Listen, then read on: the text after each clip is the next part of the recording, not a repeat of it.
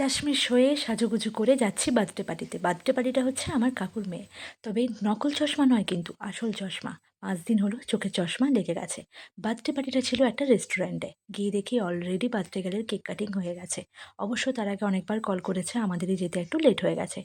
গিয়ে বার্থডে গার্লের সাথে ছবি তুললাম। তার আগে সবাই তুললো, পিসি, পিসাই, ঠাকুমা, দাদু, দিদা, মাসি সবাই মিলে। কেক কাটিং, ছবি তোলা হয়ে যাওয়ার পর কাকিমা সবাইকে কেক দিল আর কেকটা অপূর্ব টেস্টি ছিল। এদিকে বার্থডে গার্লের মাসি ১ম এ ক্যামেরা দেখে হাই বলতে না পারায় একটু অবাক হয়ে গেছিল। দেন আবার টেক নিয়ে হাই বলল সুন্দর করে।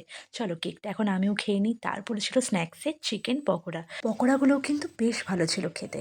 দেন বড়রাও বসে পড়েছে একদিকে ডিনার করতে আর একদিকে ছোটরাও বসে পড়েছে ডিনার করতে। আর ডিনারের মধ্যে ছিল mixed fried rice, chilli chicken, পনিরের একটা আইটেম আর ছিল কুলচা। সবার খাওয়া-দাওয়ার পর শেষে কাকিমা, কাকু, পিসিমণি, আমি আর জয় মিলে ডিনারটা কমপ্লিট করে পিসিকে আর কাকিমাকে বাড়িতে নামিয়ে দিয়ে এখন আমরাও বাড়ি ফিরছি। চলো বাই।